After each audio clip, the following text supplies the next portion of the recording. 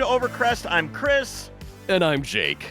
Jake, what do you think? Do you think you need one of these to keep track of your beard? I mean, it looks a little out of control over there. You might need some grooming. Yeah, no, definitely not the beard. Maybe the hair. Yeah. I used to have one of those as a kid where it was this switchblade, you know? It's what we're Where talking it's about like- is a switchblade beard knife thing. Beard comb. It's called a comb. Yep, that's a Beard comb. knife, yeah, comb. It's hand saw cut. Handmade. Why do you have that? Because I have a beard, Jake. I take this in the car with me. It's in my pocket. Did you gotta keep the beard looking purchase good. this for that specific purpose? Yes, I did. Okay, that's It's just cool, not a problem you have. I guess. It's just not a problem. No, certainly not. No, the extent of my facial hair is my patchy mustache. Why are you dragging that thing along for so long, dude?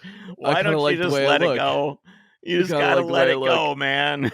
Just take it off. You gotta let it go. Just peel it off. What if it was just a fake one at that? I don't know. Just have the cat lick it off. You got a cat right there next to you. I do have a cat, right? Did you see the kitty? I saw the tail whipping around a little bit. So what are we Yes. talking about today? What's going on? We are talking about your adventure. You once again traversed the United States. You also went out to Luftgekuhlt, the amazing Porsche air-cooled show that I made the terrible, regrettable choice of not going to. So I want to hear what I missed out on, and I'll commiserate along with all the listeners as you talk about what it looked like. An amazing event. Yeah, Luftgekuhlt was awesome. I mean, obviously, my journey was so much more than that. It was flying out with Jeff, picking up which the is car. why I feel like it's worth talking about, and I want to hear about it. Yeah. So, what do you want to know? Well, let's start at the beginning. This was what, the beginning of a week and a half ago, I guess. No, more than that, because the whole trip was like 12 days. I mean, it was like forever.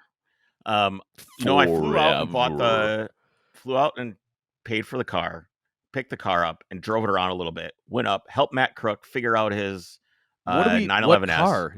My Your 911, this. Okay, yeah, okay. I didn't know you hadn't paid for it.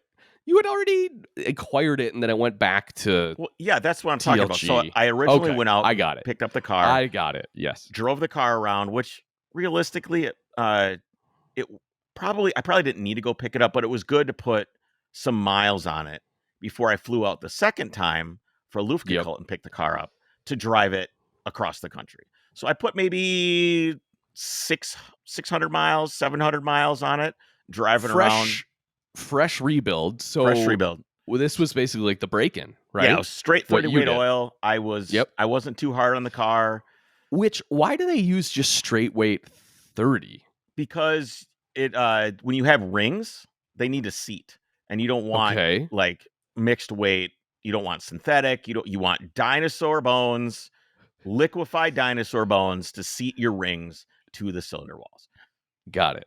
Yes, it's. I don't know the chemistry of it, but I know but that's basically why you're doing it. You don't want it too lubricated. Yeah, you don't want a little bit of friction. Yeah, you don't want too good of oil in there when you're doing it. You want a little bit of friction. You want it to seat in. And what's interesting is, I had forgotten this, but you can feel the motor over time. The characteristics of it change. You can feel I know it's supposed to loosen up, right? Yeah, it loosens up. You can feel it change. You can feel it make more power. Yep, you can wants to rev a little more. It's not dragging on itself. And there's a lot of moving parts, and they all add up to a little bit of friction, and everything's tight. So over time, it loosened up, and it was pretty. I wouldn't say I babied it, but I was pretty easy on it. First trip. You're breaking it in. Although it's funny because there's multiple schools, schools of thought or methodologies on breaking in a motor. Some are like, yep, take it easy, don't go too hard on it. And others are like, absolutely thrash it. You can't go easy on it, otherwise it won't break in well. I think it's a good mix of both. Yeah, I mean, from like an engineering standpoint or the actual physics of it, what you're trying to do is heat cycle it back and forth and also basically drag the ring. So you need pressure on both sides. So they say to rev it up, but then also engine brake and run it down because then you're using the vacuum of the cylinders to basically drag the piston rings the other way. There's a universal thought, though, is you don't just drive on the freeway at 4,000 RPM. Right. That is the universal thought is don't do that. You need to alter or change your rev. Your variations. Okay, cool. So that was prior. to this trip. That was You went prior to out this there. trip. I went again and picked up the car, and I mean it's great. Marco had it on the dyno, did Yep. 280 horsepower, which I think with drivetrain Very mods healthy. is well over 300 horsepower. Yeah, very healthy for well that over build. 300 horsepower, 310, 315 horsepower, which is like, there's people that I know that say that they know. They're like, oh, there's no way it's not going to make it. That's a 230 horsepower, 240 horsepower motor. Porsche overrates everything. There's all these naysayers Really? and these grumpy old fucks that just tell you it's going to make this or make that. And it's like, boom, there you go. Here it is. Well, right here. Then you have here's the the other nuts. skeptics who are like, well, what type of dyno was it? What were the Well, conditions? that's always going to vary. What was it calculated out and, corrected for? Well, that Kris. was a question from a couple people, and the answers were sure it given, was. and everything Okay. was corrected, and it is done right. So it is a 380 horsepower. I'm sorry, 280 horsepower engine. 380 horsepower. 380 blow would my be transmission up. Which a whole is, nother holy shit, is ballpark. that transmission on its last legs? That Really? I mean, yeah, second to third. If you aren't like, just how you spread, like, if you're really hungry and you have a piece of toast and you're gonna put peanut butter on it, and you're just, you ever just like spread the peanut butter on really slow? You're just like smearing to get the perfect spread on the peanut butter. Yeah, you know what I mean? So it goes to all the corners. Consistency. You don't want any of the bread showing in the middle of the peanut butter. You want just a sheen of. It's like that is what you do when you shift from second to third. Otherwise, you have to be real smooth. Otherwise, the dog synchros teeth and won't. the synchros are just got it hammered. Now this is still the tall gearing transmission that you had to replace years ago in California. Taller than you had. This is right. This is the transmission from the Nazi place. Yes. I vaguely remember something about. Yes, no, he was very. Yes, the first thing I proprietor was very. Yes, got it. Very interesting. Like, I walked in the door, and the guy's like, "Oh, where are you from?" And I'm like, and this is like a little Beetle shop in Sonoma. I walk in, he's got. Do you want to get into this? It doesn't matter. Who cares? These aren't my thoughts. This is this dude's thoughts. I didn't feel this way. This guy felt this way. I was super offended. So as you should be. So I walk into this place. There's like air-cooled shit stacked to the ceiling, like cylinder heads. And you're like, cool, this is my guy. Yeah, great. Where are you from, man? Oh, I'm from Minnesota. The first thing this dude goes, well, how about all them Somalians up there, huh? That's getting out of control. And I was like, oh, that's how you're. Here's the thing, is like, I need this guy at the time, right? I've got this transmission sitting there. I can see it. The transmission is on the floor right over there. I'm like, okay, well, I can't be like, you racist fuck. I can't do that. I need the transmission. So I'm like, yeah, I'm from Minnesota. Yeah. Like, what? I also didn't want to say the racist thing because I'm like, I have some moral compass. Oh, it was correct. Anyway, the guy was telling us how the wildfires came down and burned his house down and melted all the wheels in all his cars. And I'm like, yeah, good. Like, there you go. Karma, I guess. Yeah. Okay, so that is Califire. That's our new thing. Califire. Yeah, Califire. Has there been a Califire lately? Probably. Anyway, so yeah, that's the transmission in the car, and it's a much taller. I can't imagine having the short ratio gearbox with this engine anymore, because just the power, or how it revs, or what? Everything. It's got so much power, dude, and torque. Well, it'd be good for that because it wants to rev up, right? And you said it can rev, and so so that was going to be my question: is do you want to go back to the short gear set if you're going to replace or rebuild the trans? Nope. Okay. I love this gearbox. It's great. It's got a ton of torque from 4,000 RPM on all the way up to 7. So you're just too low. You just need to go through and do the synchros. Yes. I'm trying to decide if that's something I can do myself. I did. Yeah, but you haven't driven it yet, so you don't know. I have too. I drove it all over the rally. Yeah. Yeah. Did you need a bunch of specialty tools? Yes. When I say I did it, Colin came over and did it with me. And I helped him because he has all the specialty tools. He's been through numbers of these boxes. This all right, was well, maybe we'll have to hit up Colin to see if he can show me how to do it. It was pretty painless watching him do it. Okay, well, I want to do it. I don't want to watch someone else do it. If I'm going to take it apart in my garage, then he will instruct you Waiting on a few parts that we didn't know we needed, so it was a couple weeks. But it like if you had everything there, you could do it in a weekend. Really, it's not that bad. Okay, well No, that it's might be not. something that we need to get done because I know No, just the parts they're are simple transmissions. they're just the parts are $1 million. They're $1,800 for like all I the was dog able to teeth. find, a lot of like, I'm trying to think what I used. There was only a couple I actually got brand new stuff Sure. that I needed, and it's great now. Yeah, I So don't think anyways. I'm going to shorten it up. It's good as is. It makes enough power that shortening it up would just be. I don't think it would be good. I Wheel think you'd be spin city. shifting too much. I think you'd be shifting too much. You'd be off Yeah. the power too much. You'd be in clutch in too much. I could see that. It's too much. You have a limited slip on that, right? I don't. That is another thing I would like to Ah. do because it is like, I think that would help a lot. Putting a limited slip on there because right now, if you're, Yes. I mean, if you're in second gear and you romp on it, it gets wiggly, which is insane for a rear engine car because there's 650 Oh yeah, pounds there's a lot over of those weight rear back wheels. there for traction. And first gear is stupid. I used to have to clutch kick it. In second gear, if I wanted to get it to like if I was turning left somewhere, I'd have to clutch kick it.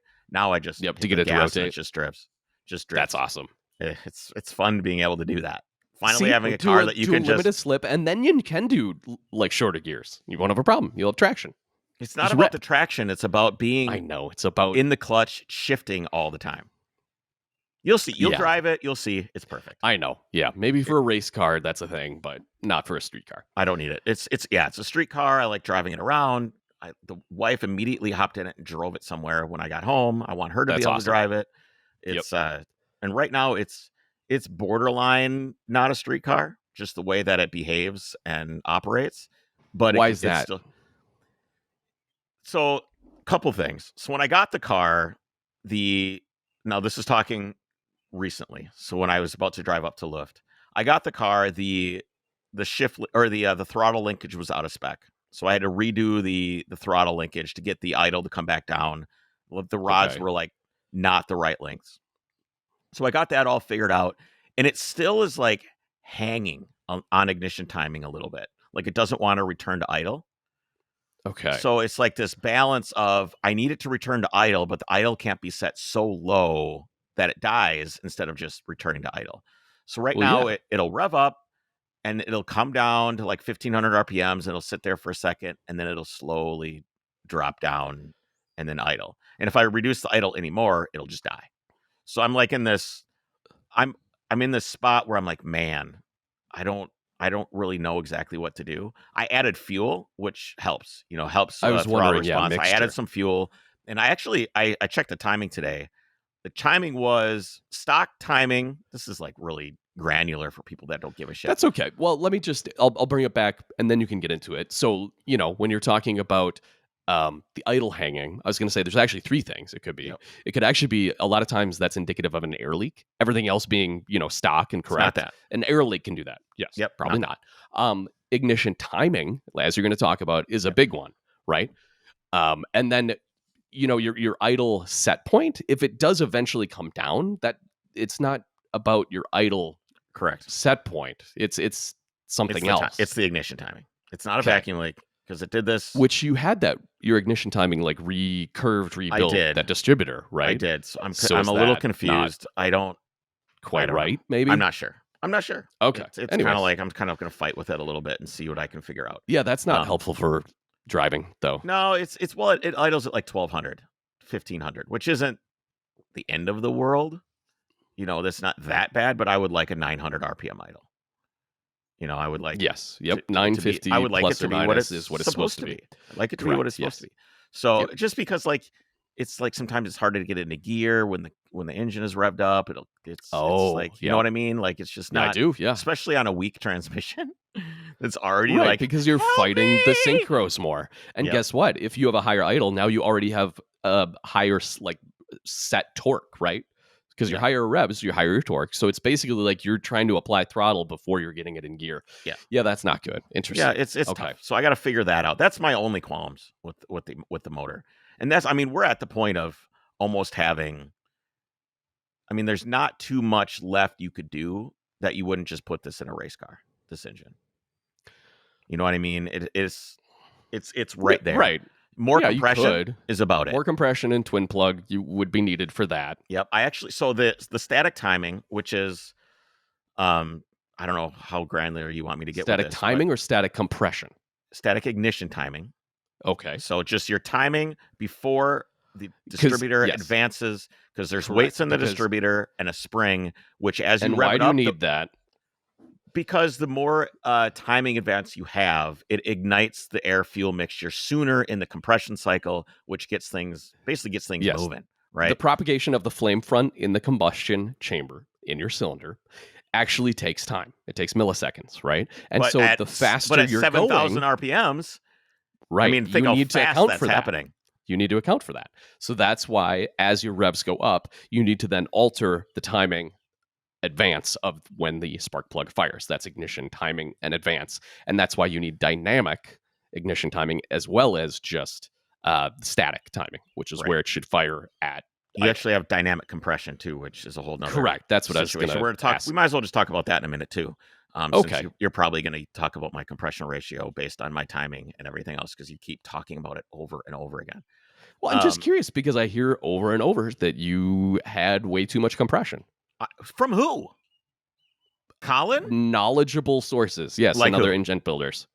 Like Colin and Colin's friends who are engine builders. Okay, great. Colin's friends and Colin's friends. I've Yes. driven the car 3,000 No, miles. I believe you. It obviously works. And I had pinging one time, and that was a couple days ago here when I was drifting around a corner.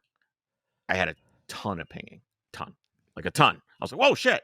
And I know exactly what it sounds like. It sounds like a zipper going zzz, zzz. I mean, it's like a little electric zipper or something.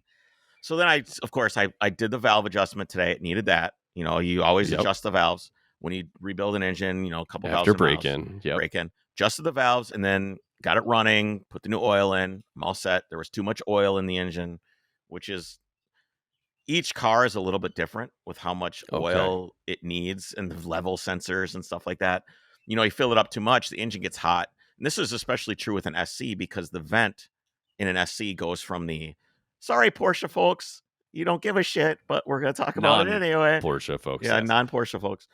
So the top of the oil filter housing goes to the air box to vent the compression and the vapor into the combustion. So it's not just venting oil into the open air like my Mercedes is, which just vents to the earth. Which is, I don't really give a shit. Well, it's better than a total loss oiling system, which is like early Harleys and stuff. Yep. They didn't have any oil circulation. You had an oil tank and it just dripped it on the motor in the valve train. Yeah, it just dripped down on the ground. It's fine. Anyway, just keep adding. It's no problem. It came from the ground originally, Chris. On an SC, it goes right to the airbox, and it's at the top of the oil tank. Sure. So if you overfill that, what happens? You get oil that goes into your intake system. Physical liquid oil can splash and go into your intake system. So it's critical that you don't overfill. It's critical. Right. So I, like most guys, will run it low. I don't have to worry about that because it would just spill into the engine compartment because it just goes to a vent to the You don't have like a catch can? I do have a catch can. I do, but it would just, I guess it would go there, and then the catch can goes to the vent. Correct. I don't care. So I don't give a shit. It doesn't matter to me. But just habit. It's nice to have it. Plus, when I've had it overfilled, even on this car, I'll get a little smoke on startup. I don't know why that is. Okay. I'm not sure exactly why. It must be with how much oil with just gravity, the way that the oil from the tank goes into the crankcase and some back bleeding. The oil level must come up just enough, and then it sits there and pools on the rings. Just kind of. Flat engine. They sell it. Correct, and they sell a check valve that some people run between the motor and the tank, like the drain or the pump back. So it's not, if it's sitting for a while, it's not supposed to basically be able to flow back into the motor. Well, cheaply enough, you can just run a little bit less oil and it's fine. And this is especially a problem if you get really hot. We've got what, like 12 quarts total in the car. I usually add, because I've got an oil cooler and stuff like that. It depends your oil cooler, everything else. Everything. Exactly. It varies greatly. I end up when I change the oil, I put 7 in to start. Okay. And then I'll warm it up. You've got oil pressure. That seems really low. It's not. You put the oil in, and you have oil pressure. You let it warm up to see how much more you need to add. Sure. Okay, Jake, What? what is Yes, with the this is good. skeptical look? This is I'm what not you do. skeptical. I'm moving along. This is There good. have been professional mechanics that taught me how to do an oil change on this car that I trust, that charge How 50,000 much more do you end up putting in? usually a couple quarts, 2-3 quarts, up to like anywhere from 9 to 10 total, plus whatever's in the so oil why cooler. don't you just start with 9? Because I want it to be, because then it's too much. It can be too much. I want it to be in exactly the spot that I want it to be. Mine doesn't even have an oil cooler, and it takes 9 to 10. That makes a lot of sense, because guess what you don't do when you change your oil? I don't drain the oil cooler. All that oil stays in there. So yes, it takes 9 to 10. I put in 7, get it warm, and then I can look at the gauge and look at the level, and I can add it to the exact same point every single time. Cool. This is what okay. How did we get on this tangent? Okay. It doesn't matter. It's fine. Who cares? Yeah, no, it doesn't matter. How many times have you changed the oil in your car? 3? No, more than that. 3 or 4 times. I've changed the oil probably I've had it 15 years. 15 times I've changed oil in these things. Okay, yeah. Okay, and it works. Stop second guessing me all the time, just for like the sake of doing it or whatever it is that you're doing. Chris, you're always right. I am right.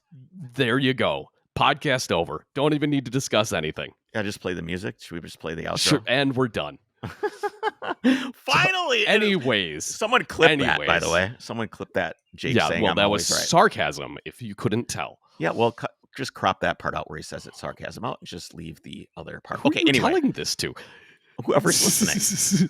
Okay, anyways. Whoever's listening. Anyway, so I got the oil changed, and then first thing I do is, because I had a little detonation, is go back. I wanted to check and see what the timing is, the ignition timing is. Right. I didn't have it. Didn't have it in California. Didn't have it at any point during the whole trip. Never.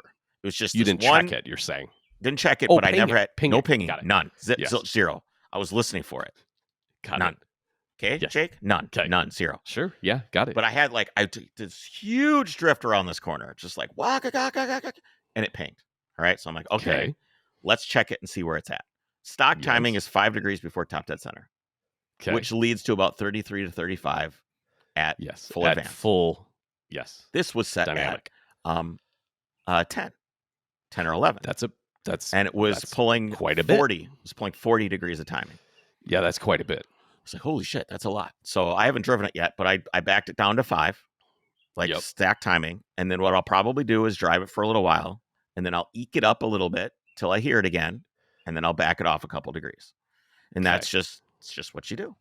I don't have knock sensors. It's just what you do. If you want to try and make the most out of the car, that's what you do. Yeah, you gotta advance it till you hear it, which is and then you come back. Probably why it was there, because to dyno it and get the best numbers and everything else, they were playing with it. Right? Absolutely. So that at sea level, that timing made the most power.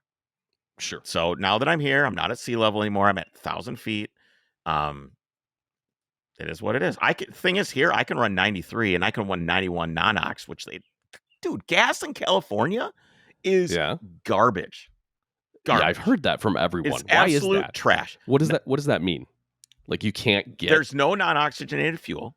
There's no, which is no ethanol. Right. Ethanol is in everything, and I couldn't find race fuel anywhere.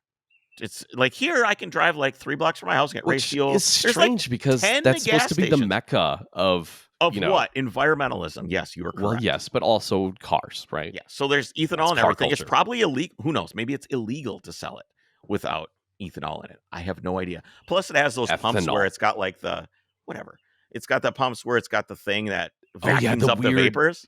And I have to I have to physically fake it and hold it up the whole time I'm filling up, because the way that my tank is, it just doesn't know that the stupid flange is on the thing. Yeah. So it just won't pump. Won't pump. All right. Where are we at? Did the ignition timing? I don't know. Anyway. You hate California. I do. I hate and love California all at the same time. I know you do. I have so many friends and beautiful people there. So now the car's good now. But anyway, so I picked up the car. Where are we at? I'm lost. Yeah, as is everyone else. The only thing I want to ask about is because I was skeptical of your compression, because I was being told that this was like 10-to-1 compression, single plug. It's probably everyone's like, my guess is it's a little over 10-to-1 static compression. which means Okay. what the compression is when the valves are closed, measured. And yes, Okay, but but with camshafts I and have valve overlap, you huge don't. camshafts. Right. Okay, So so that your dynamic compression ratio is then less. probably much less. It's That makes sense. probably, I don't know, maybe 9-1, 9.5-1. And I Yeah. had a little thing here that I pulled up to explain how this works. Do you care? Dude, give me I'll tell you when I don't care anymore. It's one pair. Well, dude, the rants that you go on with the nonsensical bullshit that nobody It's can not understand. nonsensical. You're like It's exactly sensical, and therefore you don't care because all right, facts. I think this don't is care about super. facts. I think this is super interesting. Cam Okay, overlap. go ahead. Example of how this works: two identical engines, both with 9-1 static compression, which is basically what we're talking about here. With the what is measured when you compress the air with all the valves shut at top dead center. Correct. That's your static Correct. compression. The only difference is in the cam profiles. One has no overlap with a given intake valve timing to go along with the rest of the cam's profile, and the other has a lot of overlap with a completely different intake valve timing to go with the cam's overall profile. Sure. Overlap is the time in which both valves are open as the piston pushes exhaust out and starts to suck new fuel and air into the cylinder. When the exhaust valve is closing and the intake valve begins to open, there is a time on high performance and race cams where both valves are actually open at the same time. As Right. both valves are open, a little, quote, reversion gets pushed up the intake valve, which slows the overall velocity down of the new fuel and air charge coming into the cylinder. This reversion is something that cams or carburetors love. Carburetors love the compression signal from reversion. Are you Exhaust reading gases, no, that's me saying that. Exhaust gas is still trying to get out of the cylinder at low RPMs. This reversion is what that lumpy idle is from. They don't That's like correct. it. What they like is the No, ability to use the please listen. inertia Please of listen. the column of air to continue moving. Yes, but that reversion is a signal to the carburetor of compression. That's a signal. It's a pressure wave. Yes. That is a signal to the carburetor. Because it's to do its shit. I don't know. I'm not a fucking scientist. No, that's not. Yes. Reversion is not like carburetors don't like reversion. Yes, No, they do. Reversion is that's back pressure and exhaust and intake. Right. Okay. It's a signal to the carburetor. You're talking they about like it. They love Helmholtz it. resonance waves. Okay. Okay. And that's tuned for a specific. That frequency is tuned, and length of your intake and exhaust runners are tuned for a specific resonance frequency, aka RPM range. And when you're talking about reverbance, whatever, with this overlap and where it's like going back and forth and you get the lumpy idle, that's because it's not at the optimized speed or RPM range. So it's actually not optimized right there. Not at low idle. Not at low idle. Correct. It's when you're at high RPM, what's actually happening is you're using, because the air is flowing so quickly, you're using the inertia, the weight of the air itself to continue pushing in even after the piston has stopped pulling, right? Yes. So that's why you're able to keep it open longer, because it's just by itself, the inertia or the mass of the air keeps pushing in and you get kind of like a ram or a supercharger effect. Yes. That's what valve overlap actually does. Yes, I think the disconnect between you and I, you are correct, is I should have said, Kris, you should clip that clip. Carburetors don't care. Okay? Right. Carburetors don't care that this is happening. Well, let me rephrase that. Individual throttle bodies don't care that this is happening. If you start getting this reversion in a intake charge that is a shared throttle body, it can cause a big problem. With a plenum, what it'll do then is you have it upsets that same frequency waves when other cylinders need it. Correct. That's what I should have said. You're correct. This, as you said, overlap period in the valve timing is what causes that rumpity rump sound everybody likes so much. Yeah. Overlap causes a scavenging effect as the engine RPM increases. This is why performance cams come alive at high RPMs. It's not just the cam making the power. It's the cam's scavenging effect working as the RPM increases, which increases cylinder pressure. Cylinder pressure makes the power. The downside of the rumpity rump sound in most street engines is that the overlap also causes a decrease in manifold vacuum, making power breaks a nightmare and throttle response a bit sluggish. All right, so that's it.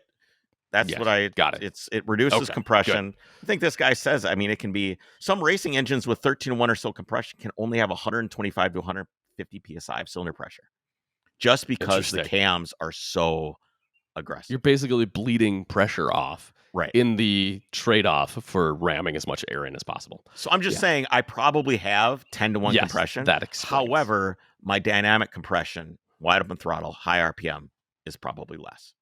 Correct. That makes said, perfect my sense. timing was set pretty high.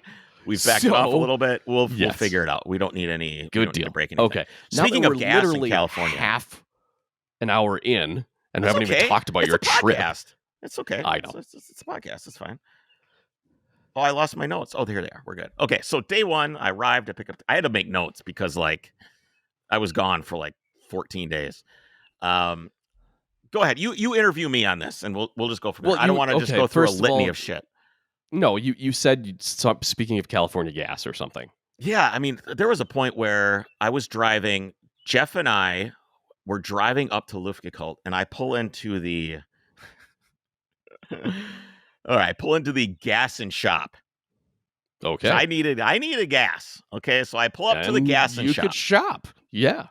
The gas and shop is on the corner and has a big red awning that just says gas and shop, and then there's like a little toll, like almost like a toll booth, like in the middle. Right. The only things you could buy, there's 3 things. Okay. Well, I'll boil it down to 2 things: Red Bull, or I'm sorry, energy drinks and tobacco products. That's it. So that's 2. Swisher Sweets, 2 things. Okay. What was the third you were gonna say? I was gonna break tobacco products down into a few different things. Yeah. But Swisher Sweets, the shit that makes your teeth rot out, but you could buy gas too. Yeah, there's 3 things. You could also buy gas. And Jeff goes, I don't think you should get gas here.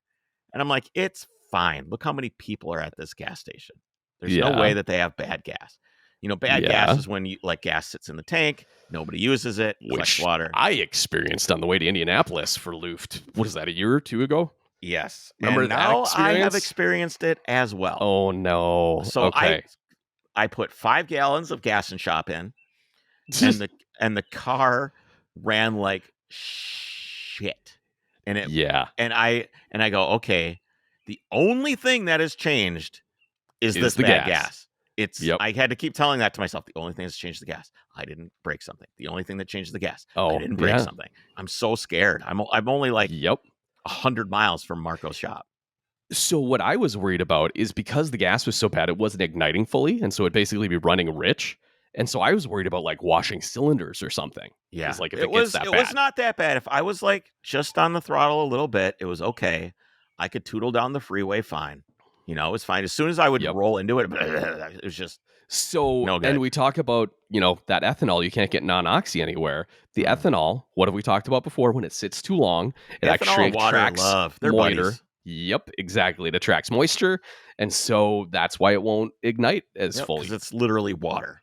Yes. So I drive up. I drive as far as I can bear to get the fuel level down, so I can put more gas in. Yeah. Because like I said, there was like this little thing in the back of my little Tweety Bird in the back of my head that says, "Don't put a ton in, just in case." Which at that point I should have been like, "Don't put any in, you fucking idiots! None, right. zero gas. Drive across the overpass to get Chevron." What led Jeff to believe that this was no bueno? Because he has heard many times that California has shitty gas. Okay. I didn't know. I mean, I've heard that, but I didn't believe it. I thought that was just like quality of gas, not that it's been sitting there and is actually bad.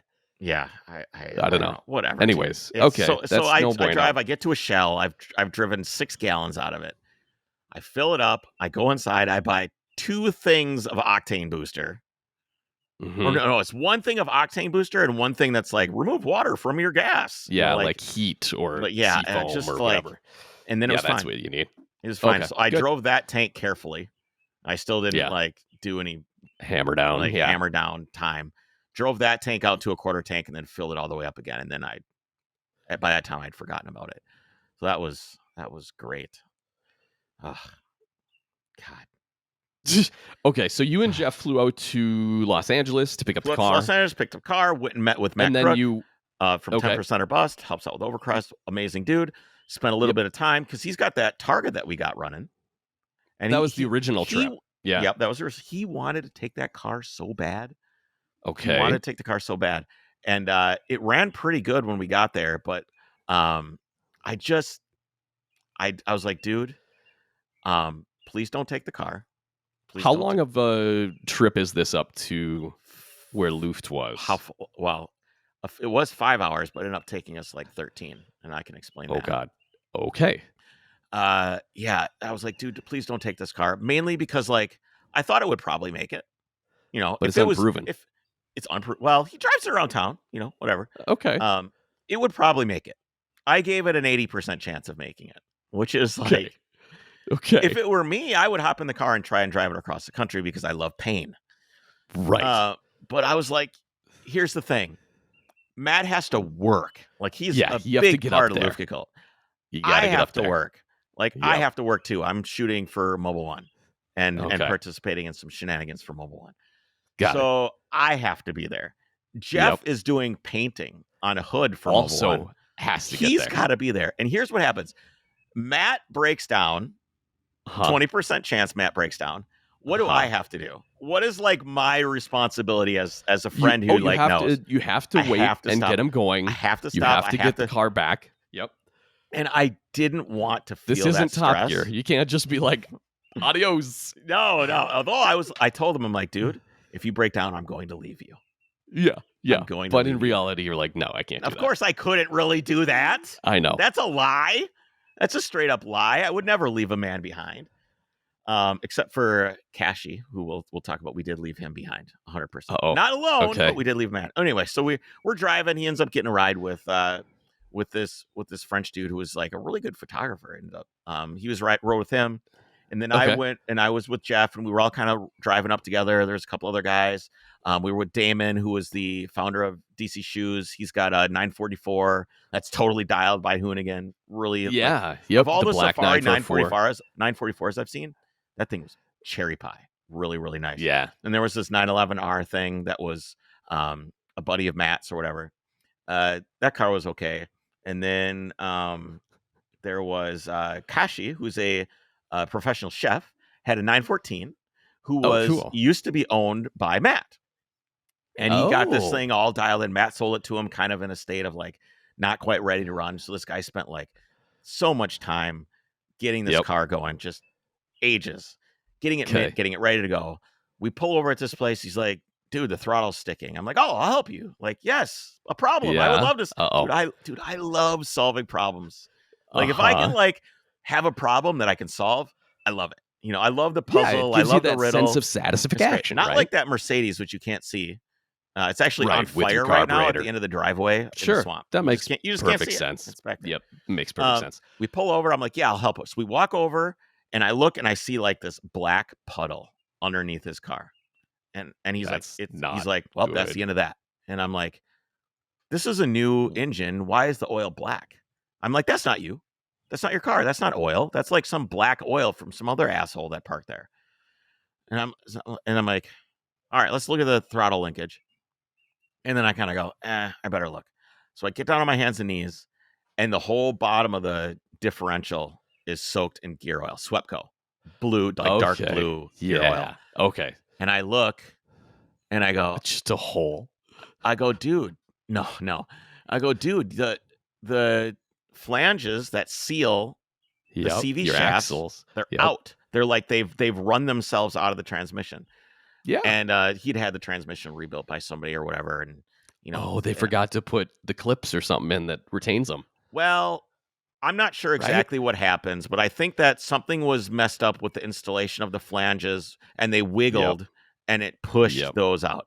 So, I mean, I stuck a pry bar up there and I could push them back in, but I'm like, dude, you cannot drive this thing. Yeah. You just can't. You cannot. Shoot. So, well, at least it wasn't the motor. We left them there. And I think a couple of the other guys stayed till the tow truck got there and whatever. Because we had to go, Jeff had to paint. He did this thing for Mobile One where he did this super cool paint job on this hood. Yeah, awesome. It was very cool. It looked super cool. And it was, I could just talk about this now. It was kind of controversial, right? Like, why? Because it says drugs on it. The branding, yeah. It says drugs on it. And I don't need to get into the where the controversy came from or whatever. Well, I'll just but it's always explained. Yeah, driving is my drug is their mantra, right? And I And think of that course, it's kind of edgy because it has to do with drugs. it is. But But was here's there the deal. people talking about it? Yeah, there was. Here's the Okay. deal. Yes, it's edgy. Why? Because drugs are something that people use to escape their life or whatever it is. When you have an addiction, it becomes a physical addiction and a mental addiction. Okay. Absolutely. Drugs are bad. Okay. My mom died, heroin overdose. Okay. Drugs are bad. Yeah, it's very bad. But there are different, like, drug as a term can be fairly malleable, I think.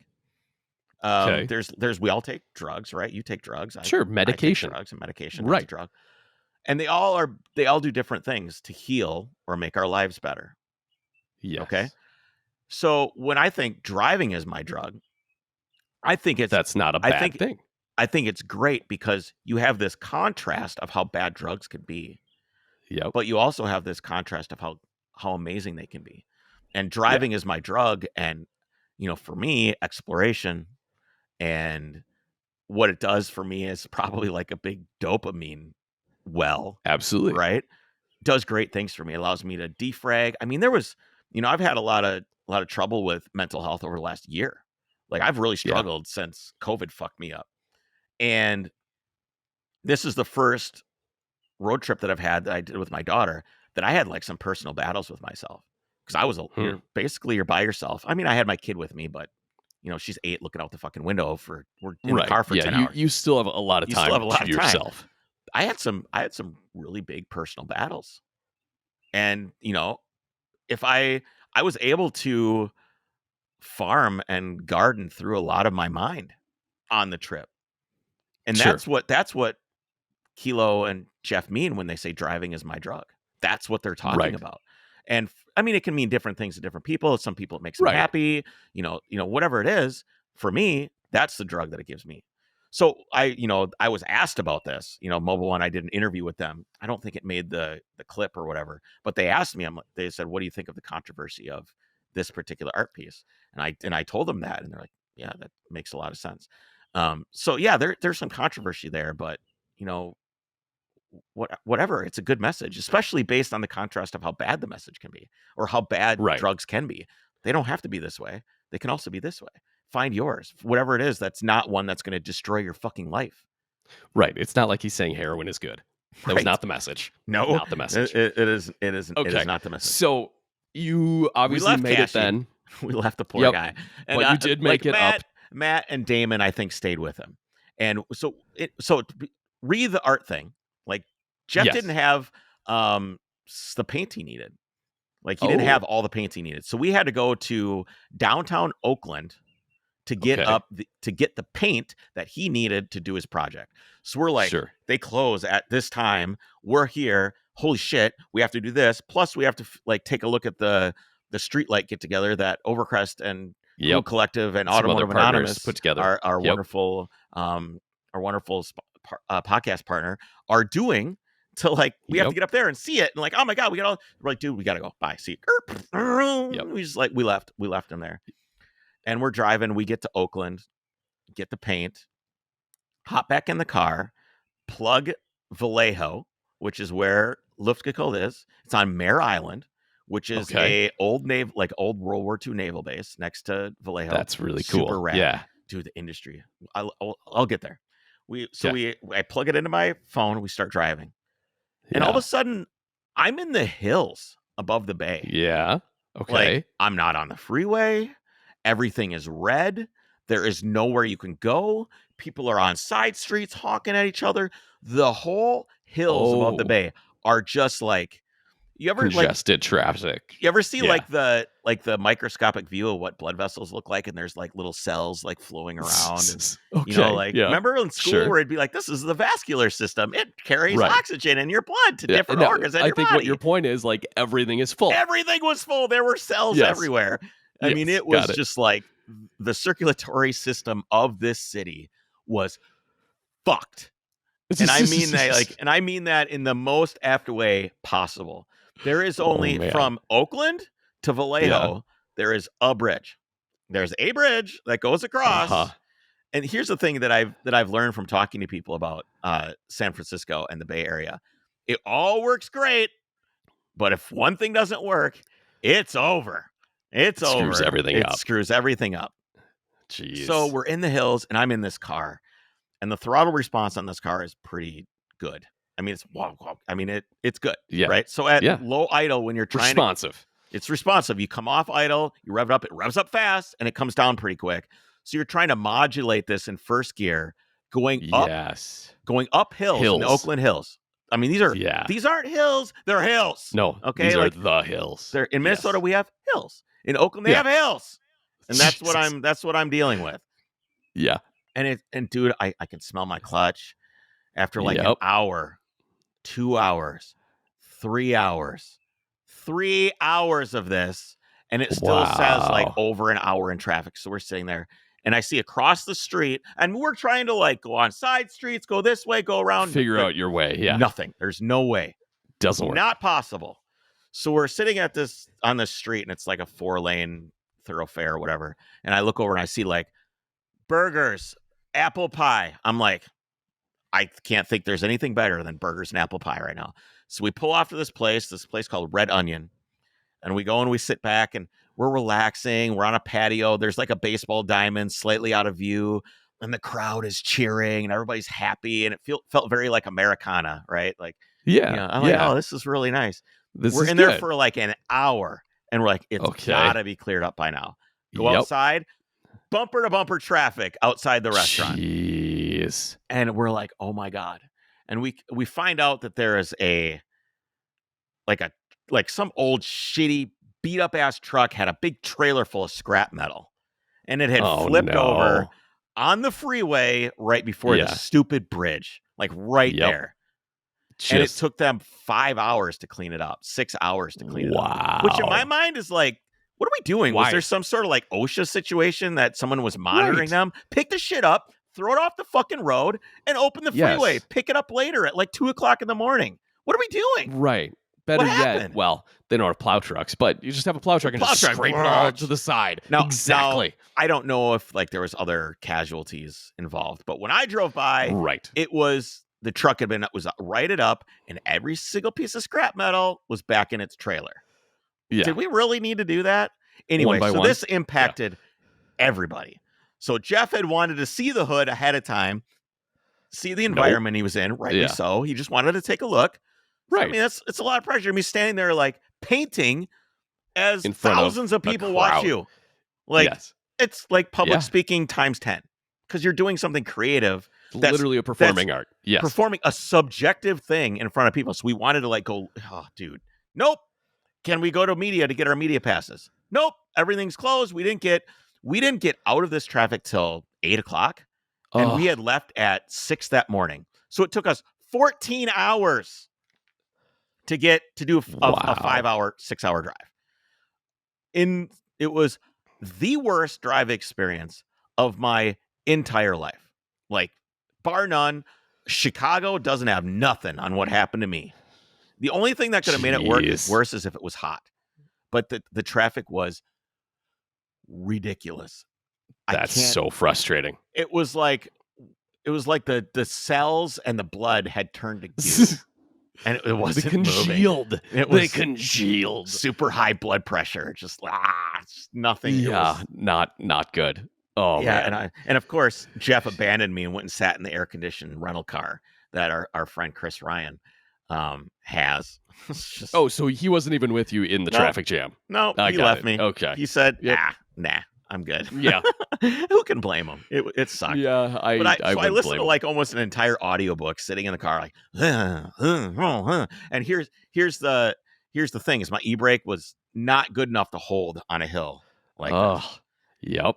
And later on, someone drove the car and left the e-brake on, which shit canned my entire e-brake. So I had no e-brake the entire way home, which sucks. It absolutely it is a bummer. Especially, so Oakland Hills are hills. San Francisco Hills are mountains, right? So I end up staying with Veronica in San Francisco, and I'm driving up these hills, and there's a stop sign on the top. So it goes like this, flat, this, and there's a stop sign fucking right here. Right on that hill. Yep. So you drive up, and I'm in this fucking car, and I'm just, it is really hard. Like you roll Yeah, back I really bet. fast. You roll back really Yep. fast. So you're like, Yep. you do like almost like a little Oh burnout yeah. every time. Holy crap, dude. That was such a nightmare with no e-brake. I have funny thing is I knew my e-brake was getting low. So I've got new shoes for it here, ready to install. They've Yeah. been here for 2 years, sitting Right. here ready to go. Should have packed him up. Anyway, Oh so well. our Airbnb was on Mare Island. Lucky us. You So were we were like right where Luftgekuhlt was. right, just because of the association with what Jeff had to do with the painting and like what with me with Mobile One, I kind of You're knew like, where let's I get knew where it close. was ahead of time. Oh, And I so get it. Yes. I like totally sniped that spot. There was only a few Airbnbs and we had a really good one right on the island. That's So we drive awesome. over there. First thing we do is drive and go to sleep because it's dark. We were going to drive it over took and so see. long. Wait, no, I'm lying. I'm totally lying. You had yeah. Yeah, we went over there and we parked the car and we went and walked around and saw like some of the cars right next to the bay, like the 962 and this old Right, as they were 935 staging for the show. and we had a couple beers and stuff like that. Dude, I was That's so really wiped. cool. Absolutely wiped. That That's was really super cool cool, getting though. like kind of like a preview, into what was Yep. going on. But I couldn't see the architecture really because it was dark. I didn't really know what it was. The setting, yeah. The settings. So I wake up in the morning, gotta go pick up the press credentials. How does this work? How did this happen? Because there's like multiple days. I don't remember. I can't remember if the Mobile One cruise was before Luftgekuhlt or if it was before Air and Water. I don't remember. Right, because there was basically 2 shows. I think it was before Luftgekuhlt because Jeff's work came up and found a spot for my car, and I did not. Did I show my car in Air? Yeah, I did. Wait, dude, I'm losing it, man. Oh my gosh. I don't remember. I don't remember. I don't That's remember. all right. Anyway, Okay. so I get there. We get the car, the 911 parked. You hop out of the car, and Jeff gave me like a really nice spot next to a building with these cool like industrial, like like the little small rectangular windows. That's everywhere. Yeah. Here. That's how you kind of know That's the period that it is. It's at one point it was just single pane glass. You Yep. throw a pebble at it, it explodes and kills everybody. It's just like this really, you know what I'm talking about? The glass that's like. I guess that's not how I would describe it, but okay. Remember that? What is it? Plate glass. It's just plate Yes. glass, like a plate glass window. That's the one where you fall through it and you just get torn to shreds. Well, yeah, because I don't want to do that. It's not safety glass of any kind. Just like the studio apartment that we used to have. Not studio apartment. Yeah, Yes. we share a studio apartment. No, the studio. Oh the gosh. studio thing we had. That was we had in Lower Town. God. That was like That one of our was- second places. And second or third place, actually. in the wintertime, it was like 45 degrees. There was in there. no heat. No heat. Oh Man. my goodness. It was so noisy because of those windows. It was right by the light rail. Yep, and it had steam not to pipes mention- that were sounding like. Not to mention, like the rest of all the like studios were rock bands, Oh yeah, absolutely. but like Just not even jamming. good rock bands. No. Just No, it's like. Anyways. it was like White Snake meets a broken circular saw. yeah, it Yeah, was bad. It was bad. Anyway, there's buildings like this. So we get over there in the morning, I get the car parked, I get out and I walk around.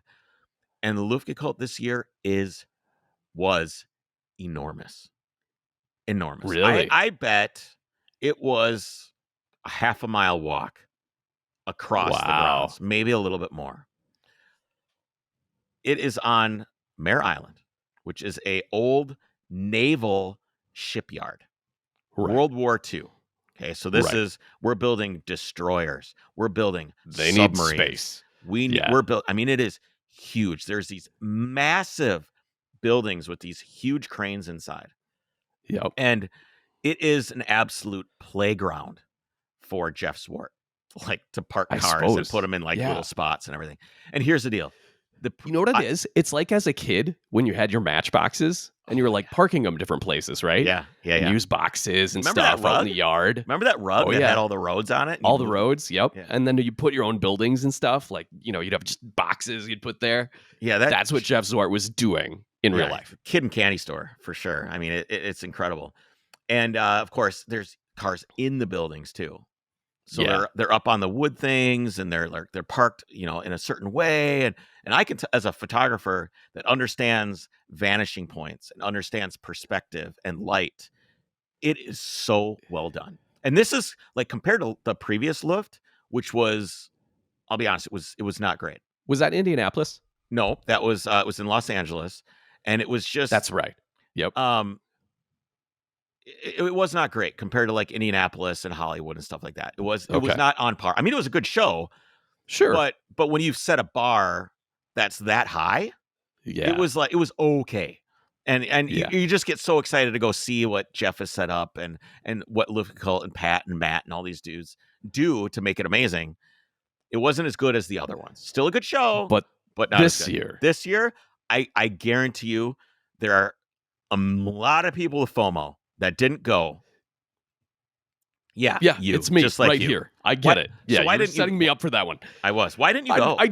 I don't know. We like Overcrest. We're gonna have a really busy year this year. We have a lot of cool things going on, and I have a new kid, so I was just like trying to balance family and work and Overcrest and everything else and these trips.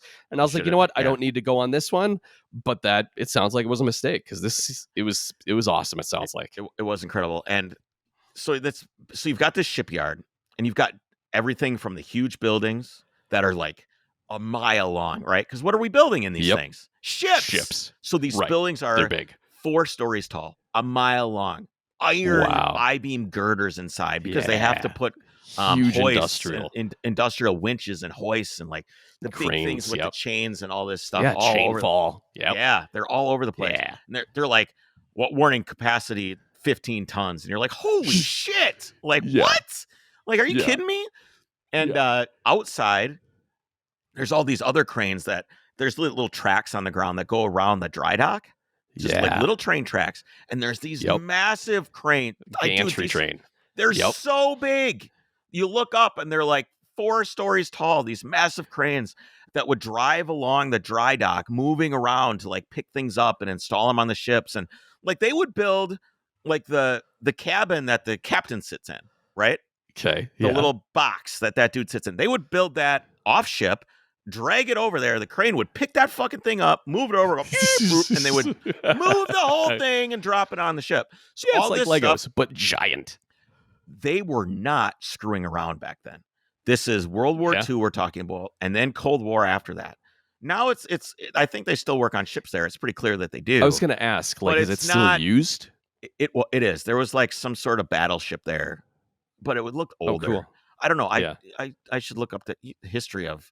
I would like to do some maritime history with you, Jake. I agree. I have a lot of things actually on the list. We should do a history of Razzle Dazzle. Yeah, Razzle Dazzle camo. It's actually called Razzle Dazzle. I know, it's amazing. It's just meant to confuse. True, absolutely.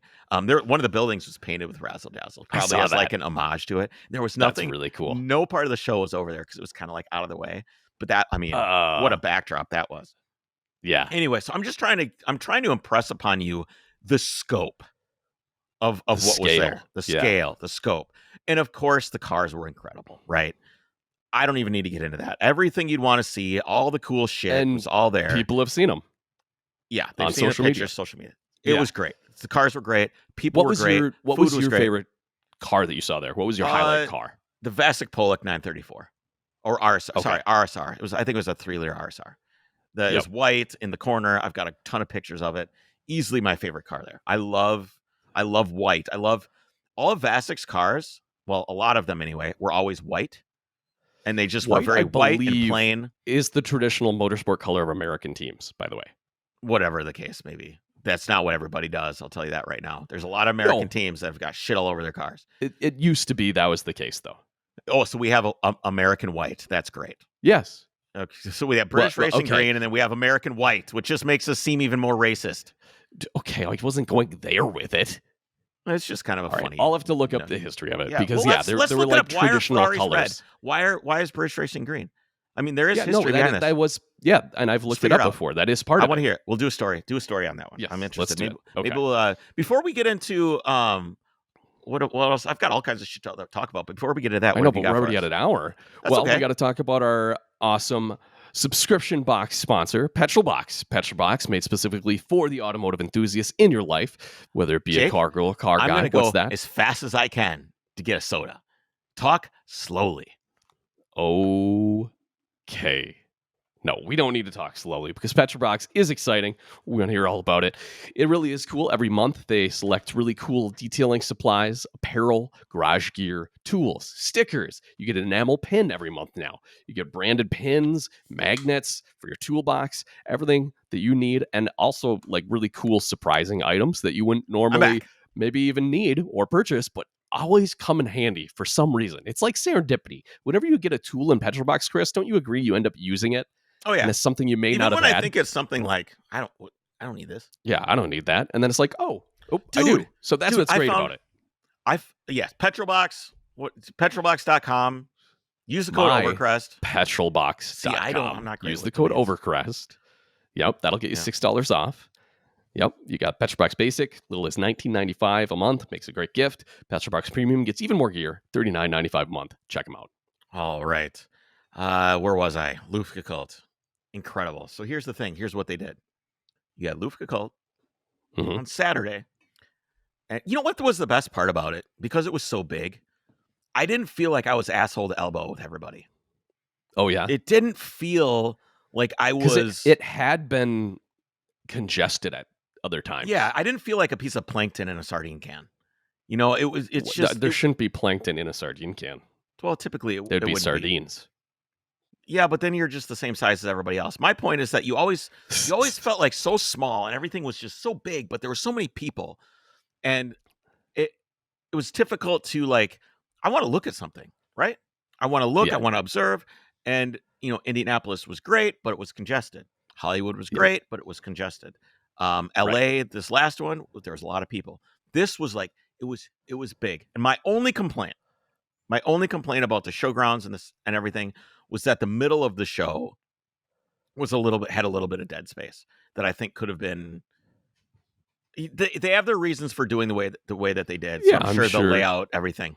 But I just wish there would have been a little bit more in the middle. But all the the good buildings and the good stuff was a little bit segregated. But it lent itself to the sense of discovery that you get with Well, I was gonna Luftgekühlt. Is say, you walk and you yes, see it these seems things. like every year there are things hidden almost, right? That you just Yeah, happen upon and discover, and that's kind of the magic of it. one of the coolest things that was discovered, and I don't know if this was day one or day two. But you walk into this building, and Ken Block's Hunapigasus is just there by itself in Yes. this entire enormous building, and it was great Yes. because it gave all of the negative space around that car added to the gravity of that car. Yeah. And Almost a it gave it memorial. so it was a memorial. And Jeff gave a speech, which I missed, and I'm Oh sad. wow. He gave a speech and he revved the car up for everyone. I wish I could have seen that. I'm sad that I didn't. I missed it by about 2 minutes. I caught Jeff walking out and talked to him. He's like, "Oh yeah, we Oh just did." shoot. I was like, "No, I would have loved to have seen that. Do it again, Jeff. Do it again. Do it again." But there was tears in the crowd apparently. Wow. Ken Block passed away, and that car was like kind of like one of the last things he was working on. And Yep. to give it that much gravity, to give it that much space was Yeah. That was was really it's special. really special. Um, yeah, that was the one really big discovery that was cool. Okay, so day two, they had two shows. They had Luftgekühlt, Right. So for the and first this is time the ever. first time they had Yep. air and water. And I, of Right. course, I go, okay, what are we trying to do here? This is Yeah. like, what are we trying to get? Obviously, we want to make more money. But we also want to provide a cool thing for people. Because if you're providing a cool thing for people and you're not making any money, that's no good. But if you're making money and you're not providing the thing, that's no good. So you want to provide a thing and make the money. It's great. Everybody's happy. It's an exchange, Yeah. right? Happy? Yes, it is. Happy. Everybody's Yes. happy. Okay. But I was like, you were what are dubious. we doing here? I was Yeah. dubious for sure. That's the perfect word for it. Because However, you're worried you're could watering down the formula, right? I think that's right, maybe the concern. right. I could not have been more wrong. Day two, Air and Water was the best car event I've ever been to, car show wise. It was Wow. phenomenal. All Better the than cars any were Luft. phenomenal. Yep. It's the best Luft ever. Well, I don't. It's the best. It's a new thing, so there was water cooled Right. cars there. But here's the thing with the 911, especially Porsche too, but the 911 kind of defines this concept. Is you have a car that was designed and released in like 1963, 64. Yep. That car still exists, the 911. And Correct. in the air-cooled era, that chassis and that tub existed to the late 90s. There is no other car, period, that has had a Right. heritage that's had that arc. That has gone for 40 years, and the models still look like nothing else. The Oh, lineage. I mean, the Mustang, okay, but the But Mustang it's not the changed same. so many times, and it's not the same Right. chassis, and it always evolved, and it always, ended up being shit, and then it was good again, and then it was shit again, and then it was good again. The 911 has always been a good car. So you have this whole story arc, and then all of a sudden with Luftgekuhlt, it stops, right? It's the arc goes up, Right. and then it stops. But if you start Right. including the water-cooled stuff, it tells this whole story of everything. It connects the dots from the beginning to now. And Yes. normally I would think a lot of the newer cars haven't earned it yet. And I still kind of do Right. feel that way. Like you walk up, and I admittedly would walk right by a green GT2 or GT3 RS, right? I walk right by it. I don't really Yeah. care.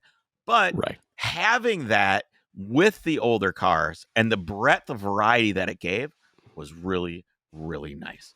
And That's awesome. day one, I could barely walk across the showgrounds without stopping like every 5 seconds to talk to people. Like it's just, Sure.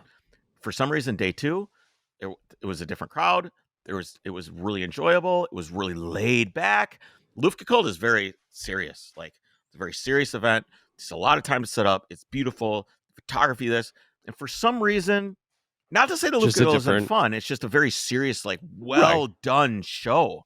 You don't Yeah. go to a Broadway show and like talk during it and like because there's there's like this sense of respect. I think with Sure. Luftgekuhlt. That makes sense. And for some reason, the vibe was different with air and water. It was That's so cool. good and so fun. I really enjoyed it. Seeing like air-cooled race cars with water-cooled race cars, some Yeah. that have earned it, some that haven't earned it yet. It was, I mean, Porsche brought the new, whatever the new 962 is, whatever the new hybrid super billion right. car. That was there. Yeah. I got to look at that. Super cool to see. That's I awesome. loved it. And they do a really good job. Like all the little wooden things that they have out at the show that say like Luftgekuhlt on them, right? The branding is like, their branding is so good, dude. It really It's is. so good. Yeah. The next day, all those had been painted blue and they said air and water on them. Their Wow. attention to detail, like the signs changed, like everything that they do, they're very, very, very, very good at. They are the Yes. kings of doing this. And they did an insanely excellent job. And I cannot thank Pat, Jeff, Matt, everyone else that's involved that I'm forgetting. Everyone that was all the there. partners that helped make it happen, everybody that was there. Thank you so much for putting on something like this that is so good with a high attention to detail. It is so refreshing to go to something and not just have it be some sort of like cash grab event, because it's so Right. easy to do that now. Yeah. Let's throw a get together. I'm so sick of cars and coffee. It was so special and so That's unique, awesome. and I really enjoyed it. And I just thank you to all you guys. Thank you for a years of work to give me that Yeah. one or two very special days and an excuse to hang out with my friends and talk with everyone in an environment like that. Thank you. That's awesome. Well, you've succeeded in giving me and everyone else that wasn't there severe FOMO. Good. Which I think is, yes, Good. mission accomplished. Here's Yeah. what I want to do. Yeah. I want to actually talk about the road trip on another episode because I think this is really good that we wrapped up. We Yeah, talked about it's good. Luft, the experiences. We'll call I this think part it's really one. awesome. I agree. So I think with that, we will see you guys next week and we'll basically continue on because it sounds like you have a lot of other stories. I do. I for would also, being before on we the go, road. now that everybody's stopped listening, we need to stop doing this, Jake. Sorry. Overcrestproductions.com/drivers club. That's We've had right. a lot of new dudes come on. You guys are awesome. Thank you. We should give a shout out next week. We should go through and give a we'll shout go out through to and all give our a new shout out to members. folks. Yeah, we could do that. We have new exclusive content. We just did Just one this released it last today. week, I put it out right before I Amazing. sat down. Worked on Love it this it. morning. and I have several more in the works here, guys. Yeah, if because you, we really, if you're not on the Discord, we also have an exclusive section for the Drivers Club Discord's members it's on like the Discord. popping off. It's popping I know. off, dude. There's a ton of people Yeah, it on is. there It's hanging awesome. out, jamming, talking about shit. It's great. If you miss Yep. forums, we have forums. Get over there. Yes, we Get do. over there. On that note, threads, we'll everything. see you next week for the chat about the road trip with my daughter. We'll talk about exploration, fatherhood, photography. Can we get her everything else. on? Maybe. Yes. Would she have something to add to the story? Yes. Yeah, we can get her on. Awesome. That'll be cool. We can do a separate segment with her when she's home. We'll do it. I think that I would love be a it. lot of I fun. love her. That'd be cool. All right. We will talk to you guys next. Take care.